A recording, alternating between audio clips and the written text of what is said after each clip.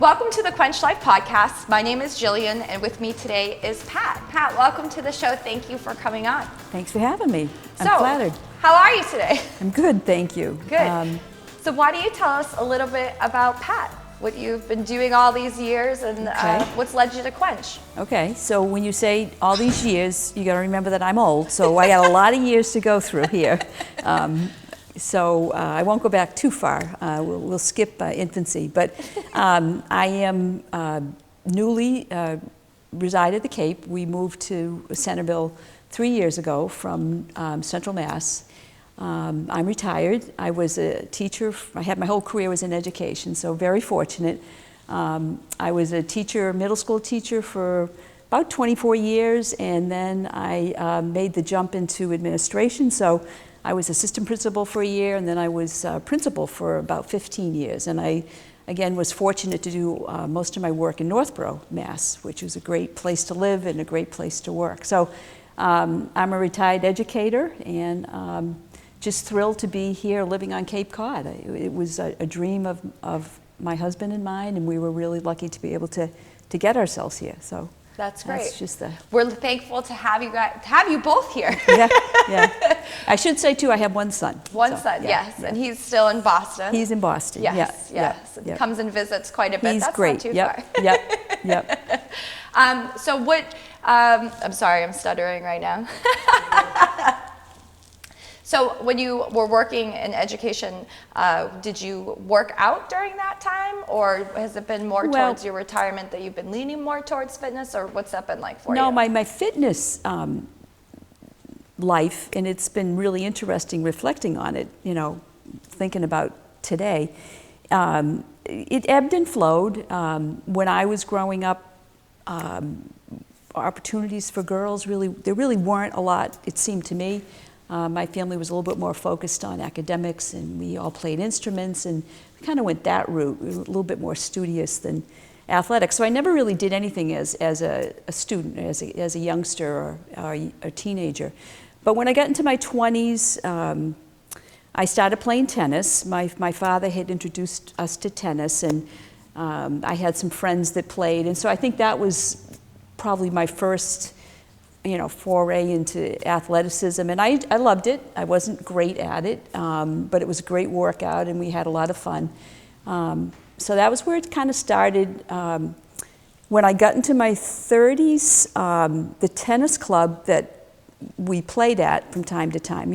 Tennis was also the rage then. I mean, it was huge. McEnroe and Chrissy Everett, and they were just great to watch. And that was probably a good game for you to play because you're a tad bit competitive. So yes, I do. Yeah, I think that for you to be involved in.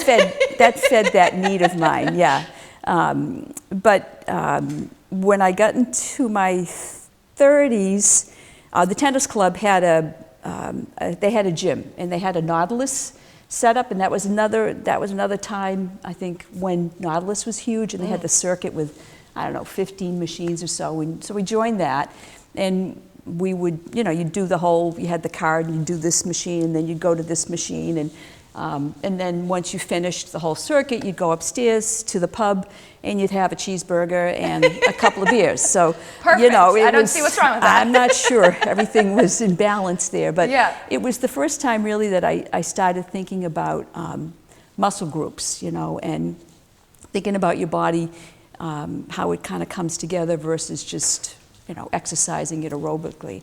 The other thing that was going on for me was that I was single for a long time. I didn't get married until I was 36.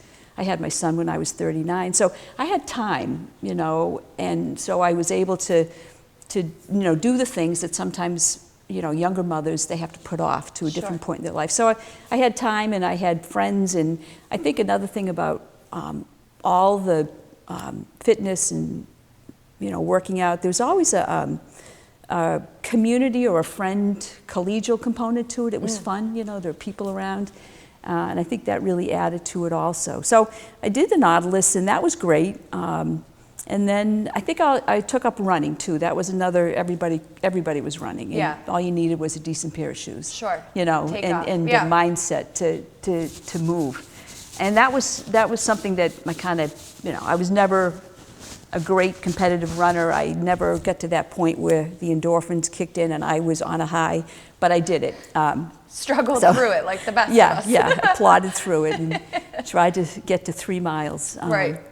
And that was pretty much it. Once I had my son, I really focused on him. You know, we were so happy. I waited a long time for him to show up, and I put a lot of my energy into, you know, being a mother, being a wife, and you know, being a daughter also. You know, my parents were getting older. And teaching. I mean, you had a lot on your plate. Right, and I had the job. At that time, yeah. Were you still teaching, or were you the principal at that No, point? at that point I was still a teacher. And so my plate was full, and I think my fitness stuff sort of, you know, drifted towards the back burner. When I was in my, I think it was my late 40s, I took the job as principal. And then everything really changed. I mean, I had no more summers off. It's as close to a 24/7 job as it can get. For me, it was anyway.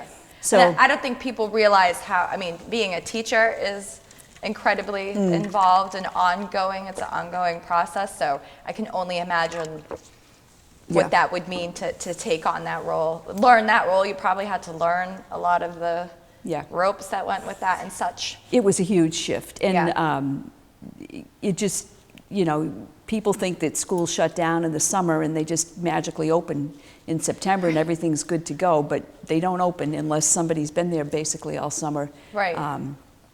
You know, getting things ready. And it was a big school. You know, it was the only middle school in town. So, you know, there were a lot of kids, a lot of staff, a lot of parents. But I loved it. I was really happy. Again, it was another challenge that I was happy to take on, but you know, time was a dividend that I didn't always have. Well, I think it's like most of us, we are short on time, so you have to make a decision on, you know, what is it that you're going to do. I'm sure you were up and out the door first thing, you know, scooching your son out the door, and then he probably had activities after school. So, you know, we're just trying to keep all the wheels on the bus. Literally. And all the forms of life. And I think that that's a common thing that happens for most women, for most of us. So, you know, your needs go, you know, they go to the bottom of the list, and that's the way a lot of us function. And, you know, I think that's the way it needs to be. But not forever. You don't want to keep it. You don't want to keep yourself last forever. So we moved. We were living in Worcester. That's where I grew up, where we raised our son for the most part until he got to middle school age, and we wanted him to, you know, have the luxury of being in school in the school district that I was in. And it was like, you know, I'm working really hard. Why shouldn't my son benefit from it if that's the way he looked at it? But anyway, we moved. Like, Mom, I'm not going to school where you're the principal. But he did.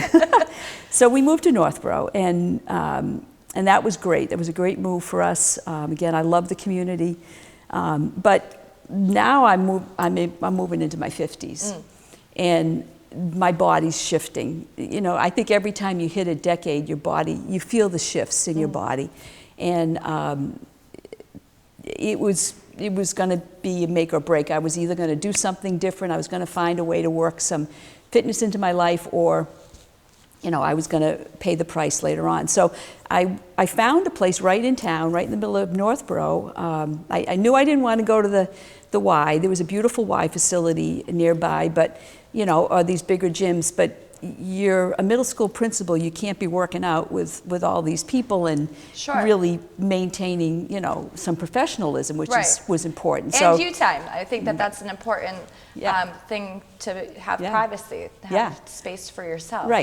Without being, you know, heckled by somebody who's like, look at her, look what she's doing. She can't even lift it, you know.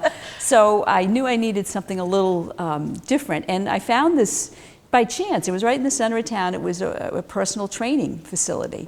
And I just walked in and I said, what's this all about? And it turned out it was a woman who was younger than me, but she had set up her own personal training studio, and she was huge into fitness. She knew what she was doing, so I joined, and that was really kind of the only way. There were a lot of things about it I liked. It was personal training, it was one-on-one, it was away from the crowds. but I had standing appointments with her. Right. So if we were going to meet, if we were going to have a session on Tuesday at 5:30, I had to get out of school in time to be there, you know. So it really got me out of the school at a reasonable hour. It was only an hour. I had somebody waiting for me, so I wasn't going to not go.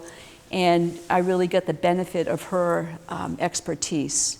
And, you know, she really knew what she was doing, so we worked on everything, basically. She could really get to the bottom of a lot of, she knew how to train people. And I did that for a couple of years, and then she broadened it a bit. You know, she opened up the sessions to a couple more people. It became a little bit more affordable, a little more, so my sister came in, I got her going. That's awesome. I met some other people, and she kind of expanded what we were doing. I don't know about the trajectory of like cross-training, but I think she might have been at the beginning of it. She really knew how to switch things up and help us. You know, we would do weight training, but then we do some cardio, we did boxing, you name it. She was really adept at creating routines and changing the way you moved, which was hugely different to me. I'm like, we're doing what? And she was like, you can't let your brain get too used to doing any one thing, because then it gets used to it and your body gets used to it, so we have to keep switching it up. So it was always challenging. She pushed us. I mean, she was mindful of who we were physically, and if we had limitations, you know, we always took those into consideration. But she encouraged us to weight train. You know, like, come on, you can do this. And she was very fit herself, but she was very feminine. It wasn't like it was a trade-off between one or the other. And so, you know, she got us doing all kinds of things. You know, we would flip those tires, you know, the big tractor tires. That's so fun, yep. She had this sled thing, and she was at the bottom of a little, like a hill. We'd push the sled with, you know, hundreds of pounds of weights. And I remember one day we would do a farmer's walk where I think I was holding 250-pound, you know, kettlebells, whatever, up this incline. And she was right on the main street. So when I got to the top, I was kind of exhausted. I put the weights down, and somebody's walking by, and they're like, you know, do you need some help with those? And I'm like, no. Trust me, I'm doing this voluntarily. I got to go back now, you know. But it was, you know, it was all these different kinds of things that she kept us going on. And helped you get going. It was a good first introduction of kind of into fitness, and that's good. Great. I think that's important, because a lot of people don't necessarily always have a positive first introduction into fitness. So it's great to hear that was like such a good wraparound for you, so that you wanted to continue. You know, and keep it going. Well, I think she kept it challenging, but the other thing that I loved about it was I had a lot on my mind. You know, there was a lot to think about with the job that I had and with my responsibilities. You know, I was always, am I present enough as a mother? You know, am I doing everything right? And it was a job with a lot of people to pay attention to. And I tend to worry, and I tend to be a little intense. So when I worked out, I realized that for that hour that I was working out, I wasn't thinking about anything but working out. And it was a huge relief to get a break from my mind for that 1 hour. That guilt brain that we all bring everywhere with us. No, that's a very important thing. So you retired to the Cape, and so what brought you guys down here? What was the attraction for the Cape? It was always our hope that we could relocate here. We spent summers here. We had family down here that we would visit. It was just, I just love the ocean. And it doesn't get any prettier than Cape Cod. So we were able to fulfill that dream. And when we did move down here, you know, people worry about, geez, am I going to get a good doctor? Am I going to be able to find, you know, a good store? I was worried about finding a good gym. That was the number one on my list, was I've got to find a place to work out, because I just didn't want to let it go. And I found you.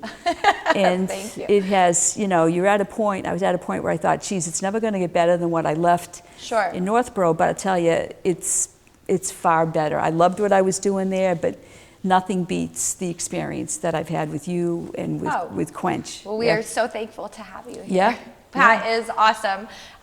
What I love about Pat is that she just never says no. And, you know, sometimes it could be weird to do things that you're not familiar with, and specifically more outside of your comfort zone. And Pat's always just like, yep, all right, let's go, let's do this, no problem. Thank you. Thank you. And it's great to have somebody that's just like, let's just conquer this and do it. Yeah. Well, I think now I'm at the point where, you know, I don't fear growing old. You know, everybody hopes that we get to grow old, but I really do fear growing feeble. And I don't want to lose my independence. And so I really want to maintain, you know, whatever kind of strength and, you know, aerobic, cardiac. It's really now about how old I'm going to be, and can I lift that, it's such you know, a powerful that cart of statement water. that you just said, that, you know, it is about being healthy, but it's about being able to live your life as long and as healthy as possible. Right. And I think that that's a massive motivator. Yeah, that's a massive motivator. Yeah, yeah, yeah. Gets you out of bed every day, right? That's right. That's right. And again, I also have, you know, I have time. So this is kind of like my little part-time job. Right. Is working coming into the gym. Yeah. And I love it. Hitting goals and being strong. It's great. Yeah. It's great. Yeah. Well, thank you for coming on to the podcast. Well, you're today. very welcome. I really appreciate chatting with you. And I hope you guys will check us out next time. Thank you. Thanks for having me. Thanks, Pat. I appreciate it. There's so much information about what women should be doing to stay fit and healthy, it makes it hard to know what information is right. Join me, Jillian Russo, every Wednesday as I interview women who have finally made themselves a priority. Each episode contains inspirational stories from women just like you who have had enough and have decided to make health and fitness part of their everyday lives. I'll also be inviting other health and wellness professionals to share their stories and provide tips on health, nutrition, wellness, life, and much more.